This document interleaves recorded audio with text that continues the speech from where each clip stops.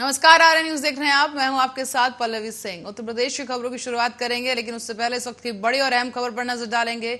लखनऊ से इस वक्त की बड़ी खबर सामने आ रही है, जहां पर यूपी के परिवहन मंत्री ने औचक निरीक्षण किया है। दयाशंकर सिंह ने रोडवेज बस का यह औचक निरीक्षण किया, जहां परिवहन मंत्री ने बस कंडक्टर से कुछ सवाल किए। इस दौरान यात्रियों से भी व्यवस्था के बारे में जानकारी ली गई है। बड़ी खबर इस वक्त की आपको बता दें, रोडवेज बसों का औचक निरीक्षण किया गया है। इस दौरान कंडक्टर और यात्रियों दोनों से ही बातचीत की गई और व्यवस्थाओं की हालिया हालत के बारे में जाना गया है और जानकारी ली गई है। दरअसल परिवहन मंत्री ने बस कंडक्टर से कुछ सवाल किए हैं, साथ ही जो यात्री बस में मौजूद थे उनसे भी जानकारी ली गई।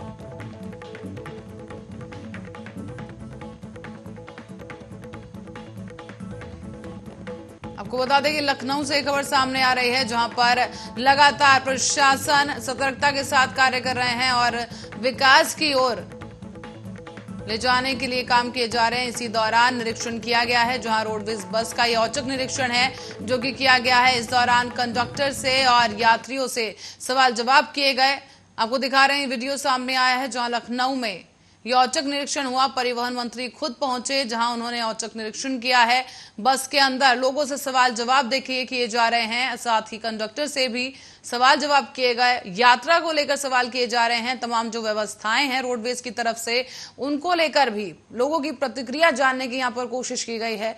लखनऊ में दयाशंकर सिंह ने रोडवेज बस का यह औचक निरीक्षण किया है।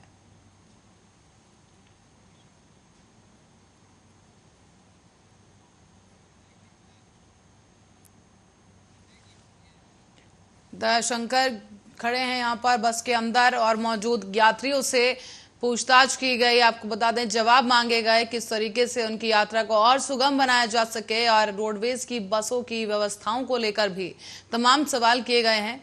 आपको बता दें कि लगातार यूपी में योगी सरकार के दोबारा आने के बाद से ही लगातार सरकार कार्य कर रही है और विकास को लेकर कार्य किए जा रहे हैं। तमाम दिशा निर्देश अधिकारियों को भी दिए जा रहे हैं और इसी कड़ी में एक ये अहम पहल देखने को मिली है, जहां पर खुद यूपी के परिवहन मंत्री रोडवेज बस का निरीक्षण करने पहुंचे हैं, जहां पर बस के अंदर मौजूद दयाशंकर ने खुद यात्रियों से पूछताछ की है, उनसे जवाब मांगे हैं। सवाल जवाब का यहां पर दौर देखा जा रहा है, जहां पर साफ देखा जा सकता है कि दयाशंकर सिंह किस तरह यात्रियों से बातचीत कर रहे हैं।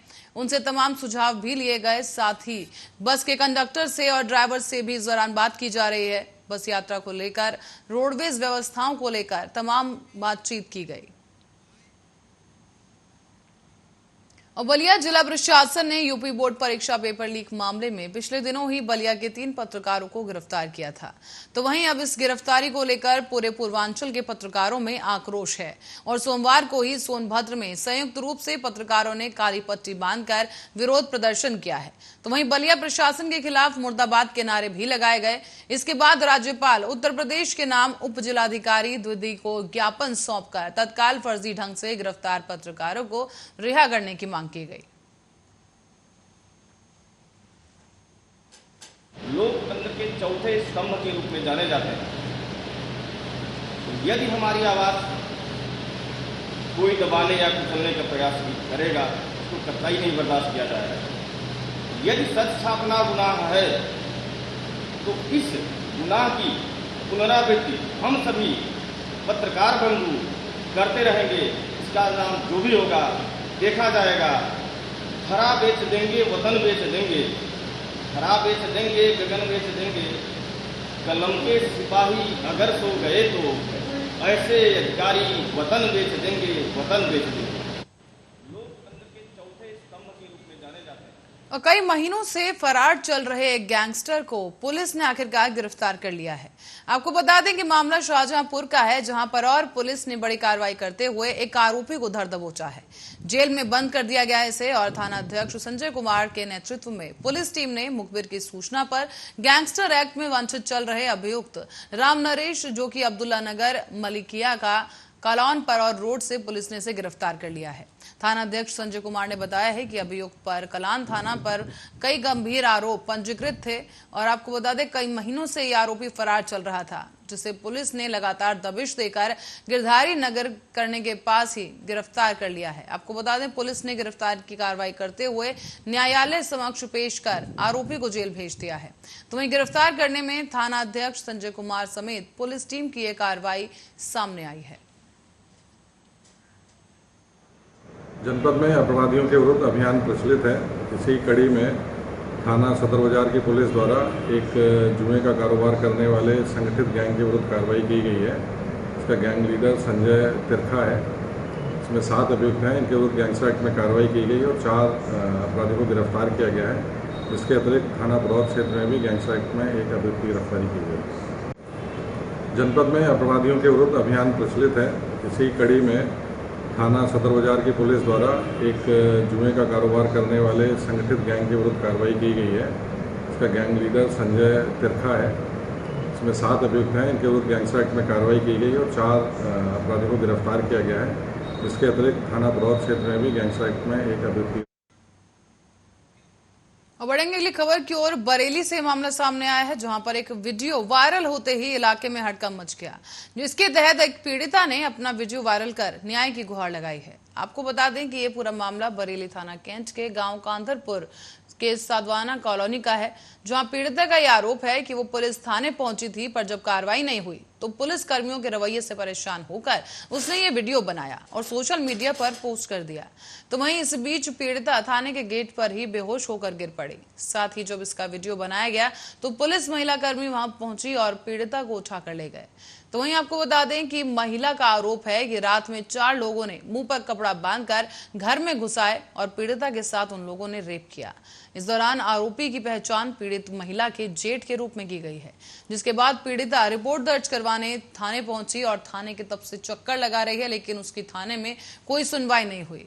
यहां तक कि पुलिस डरा धमका कर पीड़िता को ही भगा रही है। कपड़ा ठूस दिया, हम हाथापाई करने लगे तीनों लोगों से। फिर एक का कपड़ा हट गया तो वो पप्पू निकला, जिसका कपड़ा हटा था वो पप्पू निकला था। एक काला चश्मा लगाया था, मास्क लगाया था और एक नकाब बांधा था, आंखें दिखाई दे रही थी। और उसके बाद में फिर दो ने हाथ पकड़े थे और मुझे उस पर गिरा दिया रेता पे।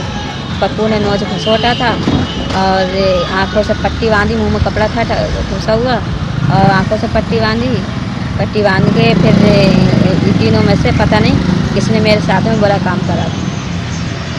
और जब 6 बजे हमें पुलिस लेके आई तो हमें एक वहाँ बैठाने लगी। बैठाने के बाद में फिर इंस्पेक्टर आए थे अपनी ड्यूटी पे। इंस्पेक्टर ने कहा कि गाली दे के हमें भगा दिया और ये कहा कि हम बताएं रेप तेरा कैसे होता है, करके दिखाएं, चल भाग यहाँ से, तेरे कोई रिपोर्ट। बरेली में भी बीजेपी ने जीत का परचम आखिर लहरा दिया है और बरेली की रामपुर सीट पर बीजेपी ने जीत दर्ज की। आपको बता दें कि रामपुर बरेली की एमएलसी सीट से बीजेपी प्रत्याशी कुंवर महाराज सिंह 3826 वोट से जीत गए हैं। हमारी भारतीय जनता पार्टी ने मुझको टिकट दिया। मैं प्रत्याशी हूँ भाजपा का और भाजपा का कुशल नेतृत्व, हमारे परिश्रमी कार्यकर्ता और मतदाताओं के बीच में जिस तरह से हमारे सब कार्यकर्ता संगठन के पदाधिकारी गए उन तक और मतदाताओं का जो स्नेह मिला, यही जीत का कारण। और इसी बीच सोनभद्र में सिविल बार एसोसिएशन के निर्वाचित पदाधिकारियों के शपथ ग्रहण समारोह का आयोजन दोपहर बाद कचहरी स्थित डॉक्टर राजेंद्र प्रसाद पुस्तकालय में किया गया। इसके मुख्य अतिथि रहे अरुण कुमार त्रिपाठी, जो कि पूर्व अध्यक्ष और bar council member Uttar Pradesh, और वरिष्ठ अतिथि जनपद न्यायाधीश अशोक कुमार यादव, अधिवक्ता हाईकोर्ट विनय कुमार द्विवेदी, राम नरेश पासवान प्रदेश उपाध्यक्ष SC/ST आयोग और दुधी विधायक राम दुलार गौड़ भी रहे। यहां पर आपको बता दें कि कार्यक्रम की शुरुआत अतिथियों द्वारा मां सरस्वती के चित्र पर दीप प्रज्वलित करके की गई। इसके बाद अतिथियों को मालार्पण कार्यक्रम में शुभारंभ करवाया गया।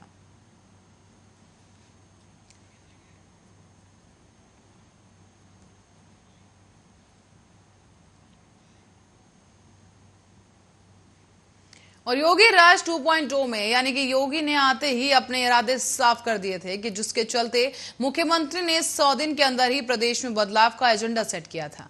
इसमें सबसे पहले नंबर पर था शिक्षा विभाग, जहां से पढ़ लिख कर बच्चे देश प्रदेश का गौरव बना सके। पर योगी सरकार की दूसरी बार आने के बाद एक मामला फिरोजाबाद से सामने आया है, जहां पर शिक्षा विभाग नॉन एक्टिव मोड के साथ साथ जुगाड़ और चापलूसी के खेल में मस्त है। तो आइए बताते हैं आपको क्या है पूरा मामला इस रिपोर्ट के जरिए।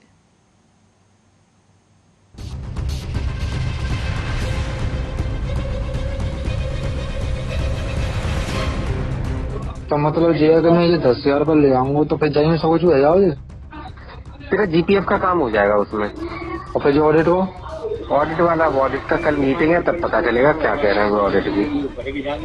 अच्छा बाय ऑर्डर देने पड़ेंगे फिर। हाँ, वो अभी ऑडिट की कल मीटिंग होगी, उसमें बताएंगे क्या होगा क्या नहीं होगा। तो मैं कल के कल तुम साइन करवा दिए बस जाके, ठीक है। सुना आपने किस तरह एक चाटुकार शिक्षक अपने जुगाड़ के चलते मेडिकल लीव, सीसीएल और मैटरनिटी लीव के साथ साथ दिल्ली मुंबई में रहकर नौकरी करने व समय से तनख्वाह पाने के रेट तय करता है और बताता है कि कब और कैसे शिक्षक को ज्वाइन करना है। तो वहीं एक मामला फिरोजाबाद के विकासखंड नारखी के नगला सिकंदर स्कूल से सामने आया, जहां किसी कारण से स्कूल की प्रिंसिपल स्कूल नहीं जा पा रही थी, पर वहीं स्कूल में मौजूद एक चाटुकार टीचर जो शिक्षा विभाग के अधिकारी का खास था, इस बात का फायदा उठाकर स्कूल की अलमारी, झूले और बक्से बेच देता है और वहीं मेडिकल लीव के नाम पर प्रिंसिपल से पैसे ऐंठता है। अब मेरे साथ जो मेरे अध्यापक हैं विजय कुमार, वो परेशान करते हैं और किसी भी बहाने से पैसे दिलवाना और नोटिस वगैरह छपवाना। और जब मैंने मेडिकल लिया था तब भी मुझसे 5,000 रुपये लिए थे और 21 जनवरी दिसंबर से वो मुझसे पैसे ले रहे थे। कितने पैसे ले रहे थे? पहले दिसंबर में 15,000, फिर 12,000, फिर 10,000 नवंबर तक लिए। क्यों लिए थे पैसे? मैं इंटर थी तो ABS साहब ने कहा तुम इस पद लायक नहीं हो, फिर रिटायरमेंट ले लो, वॉलंटरी रिटायरमेंट दूंगा। ये तो हुआ पहला मामला। अब आपको बताते हैं फिरोजाबाद के एक और ऐसे मामले के बारे में जो शिक्षा विभाग में चल रही धांधली को दिखाता है, पर उससे पहले सुनिए ये कॉल रिकॉर्डिंग। कहता रहे तुम्हारे सामने ही कह रहे। हाँ तो 10,000 ही मांगे होंगे। तो वो बता नहीं तो वो जाते होता नहीं तो कम तो ऐसे लेंगे ना देंगे। अरे तुम्हारी कैसी बात है भाई? अरे हमने ABS से बात करी थी तो क्या कहते हैं, हमने जो कही सर हम अब की बार नहीं दे पाएंगे, हमारी लड़की की शादी है अगले महीने दे देंगे। तो भाई नहीं करो। और क्या कहते हैं, हमें इससे क्या मतलब, हम तुमको कैसे झेल रहे हैं। सुना आपने किस तरह टीचर घर बैठे सैलरी ले रहे हैं और छुट्टी के लिए किसी चाटुकार को पैसे देने की बात भी बोल रहे हैं। ये मामला है फिरोजाबाद के नारखी के प्राथमिक विद्यालय गड़ीहट्टी का, जहां एक महिला शिक्षक जो दिल्ली मुंबई में रहती है, वहीं जब से उसकी नियुक्ति हुई है तब से लेकर आज तक वो स्कूल नहीं आई और उसके बड़े साहब से जुगाड़ इतने बड़े हैं कि यही चाटुकार शिक्षक जुगाड़ लगाकर उसकी पूरी सैलरी उसके खाते में पहुंचाने की प्रक्रिया का अंजाम देता है। ऐसे और भी मामले फिरोजाबाद से सुनने में आए, जिसको लेकर मुख्य विकास अधिकारी चर्चित गॉड ने मामले का संज्ञान लेते हुए जिले में 2 अधिकारियों की टीम बनाकर बारीकी से जांच कर जल्द रिपोर्ट देने के आदेश दिए हैं। ये कंप्लेन हम लोगों को मिली थी और ये कंप्लेन हम लोगों को जब मिली उसके बाद हम लोगों ने जिला स्तर से DDO और सहायक लेखा अधिकारी के अंडर में कमेटी का गठन किया, जो कि इस पूरे मामले की जांच करेगी और जो भी इसमें दोषी पाए जाएंगे उन पे कार्रवाई करी जाएगी।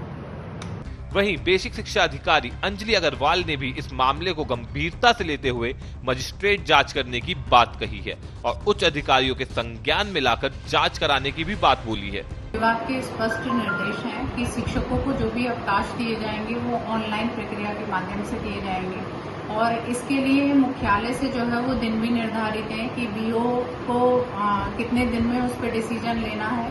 बीएसए को कितने दिन में लेना है। मेरे पास जो भी अवकाश आते हैं प्रतिदिन में उनको जो है वो या तो अगर वो सही होते हैं तो उनको एक्सेप्ट किया जाता है, अन्यथा रिजेक्ट किया जाता है। लेकिन प्रत्येक अवकाश पे प्रतिदिन कार्रवाई होती है। तो ऐसी स्थिति में जो आपके द्वारा कहा जा रहा है, ऐसी स्थिति अभी तक संज्ञान में नहीं आई थी।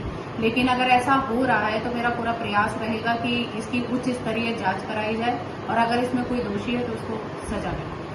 बेसिक शिक्षा विभाग और प्रशासन के अधिकारी अगर नगला सिकंदर में तैनात शिक्षक विजय कुमार से पूछताछ और पूरी जांच करते हैं तो मामले की परत दर परत खुल जाएगी, क्योंकि यही एक ऐसा शख्स है जो इन मामलों में सम्मिलित है और वहीं सभी शिक्षकों का उल्टा सीधा काम कराने में अहम भूमिका भी निभाता है। Bureau report, Arya news.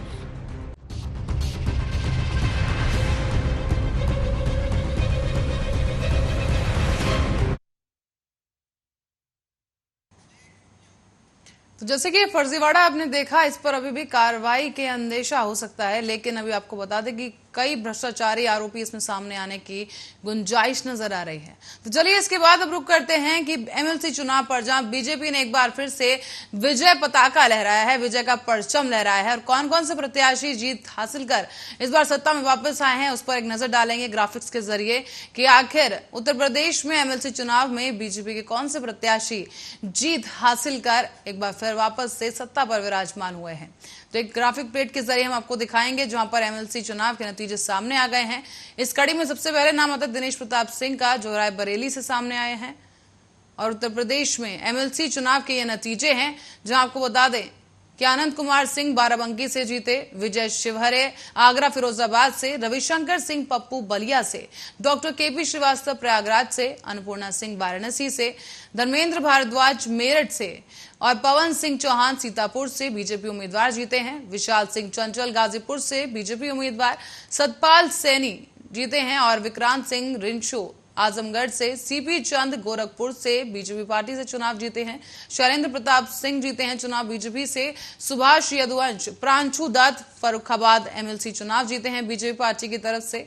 साथ ही आपको बता दें कि उत्तर प्रदेश में एमएलसी चुनाव के ये नतीजे हैं, ग्राफिक्स के जरिए आपको दिखा रहे हैं कि रमा निरंजन झांसी से एमएलसी का चुनाव जीती हैं, जो कि बीजेपी पार्टी की तरफ से प्रत्याशी रही थी और अब वो रमा निरंजन झांसी से चुनाव में जीत हासिल कर बैठी हैं। और इसी के साथ ही दूसरा नाम है अवधेश कुमार सिंह का, जिन्होंने गोंडा से एमएलसी चुनाव लड़ा है और वो बीजेपी पार्टी के उम्मीदवार रहे हैं और जिन्होंने गोंडा से जीत दर्ज हासिल की है। साथ ही आपको बता दें कि अक्षय प्रताप सिंह प्रतापगढ़ से निर्दलीय चुनाव लड़े और एमएलसी चुनावों में जीत हासिल की।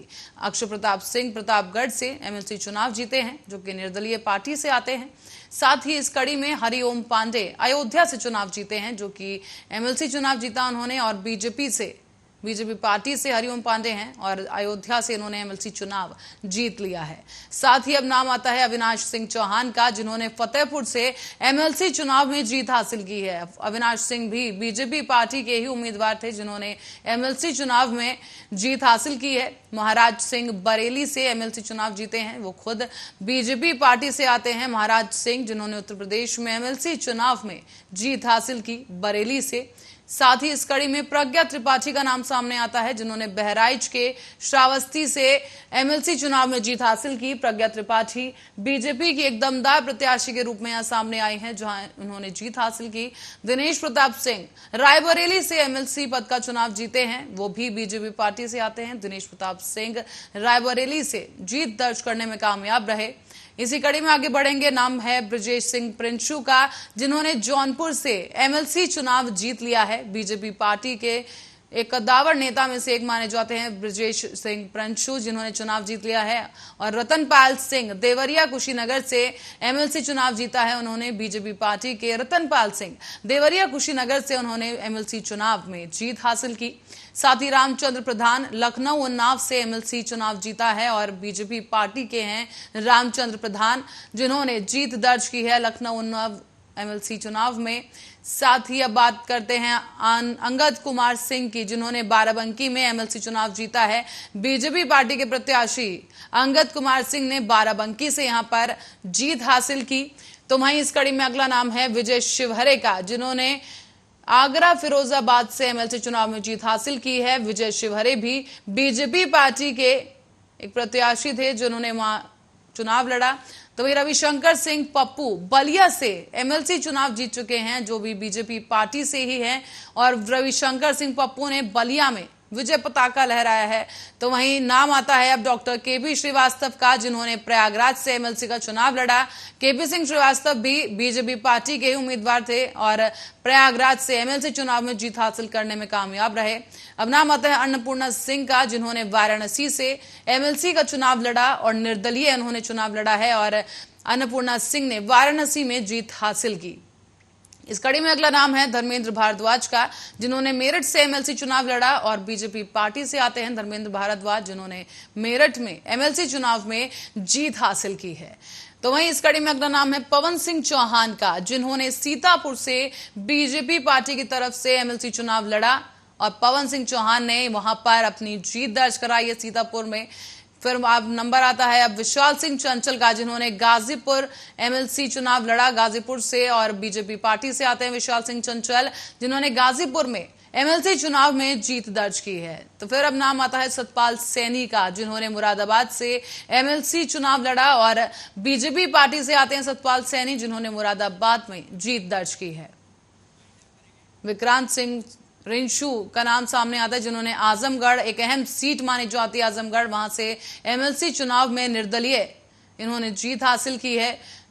और इसी कड़ी में नाम आता है सीपी चंद का, जिन्होंने गोरखपुर में एमएलसी चुनाव लड़े और जीत हासिल की। बीजेपी पार्टी से सीपी चंद गोरखपुर से चुनाव जीतने में कामयाब रहे।